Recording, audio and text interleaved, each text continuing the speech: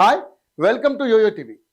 ఒక్కసారిగా వచ్చిన భూ ప్రకంపనలు తెలుగు రాష్ట్రాల ప్రజలను భయపెట్టాయి. రెండు తెలుగు రాష్ట్రాల్లోనూ హైదరాబాద్, విజయవాడ వంటి ప్రముఖ నగరాల్లో ఈ భూ ప్రకంపనలు వచ్చాయి. 3 సెకండ్ల పాటు భూమి కంపించింది. ఉదయమే 7 గంటల సమయంలో వచ్చిన ఈ భూ ప్రకంపనలను చాలా మంది ఏదో భారీ వాహనం తమ ఇంటి ముందు ఉన్న రోడ్డు లేదా సమీపంలో వెళుతుందేమో అనుకున్నారు. కానీ కాసేపటికి అన్ని చోట్ల ఇలాంటి పరిస్థితి ఉందని గుర్తించడంతో భూ ప్రకంపనలుగా తేల్చారు.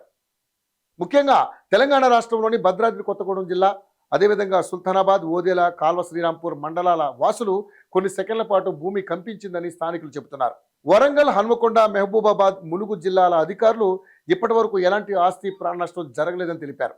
ఇక ములుగు జిల్లాలోని 5.4 తీవ్రతతో భూకంపం వచ్చినట్లుగా నేషనల్ సెంటర్ ఫర్ సిస్మాలజీ తెలిపింది. ఎన్సిఎస్ ప్రకారం ఉదయం 7 గంటల 27 నిమిషాలకు ప్రకంపనలు నమోదయ్యాయి.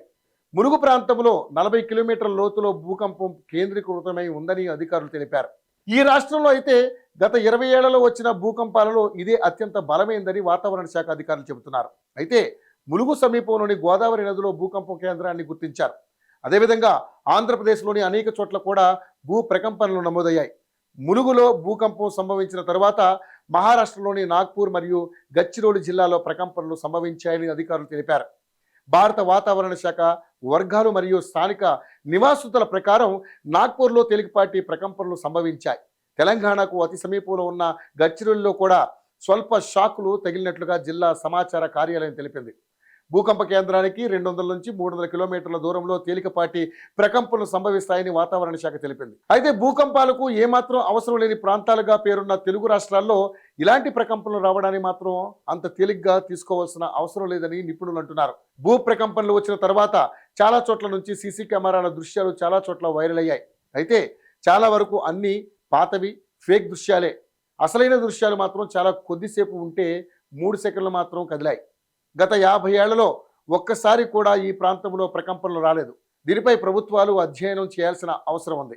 అయితే ఈ భూకంపాలు రావడానికి మనం చేసే కొన్ని తప్పులు కూడా కారణమని నిపుణులు చెబుతున్నారు.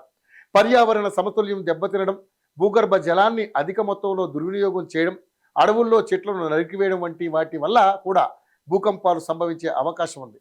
పెద్ద పెద్ద ప్రాజెక్టులో ఉన్న వందలాది ఘనపు మైళ్ల నీటి ఒత్తిడి భూమిపై పడడం వల్ల భూగర్భంలో మార్పులు జరిగి భూమి కంపిస్తుంది. భూమి తన చుట్టూ తాను తిరుగుతున్న సమయంలో భూమి అంతర్గత పొరల్లో సర్దుబాట్ల ఫలితమే ఈ ప్రకంపనలు జరగడానికి కారణమని శాస్త్రవేత్తలు చెబుతున్నారు.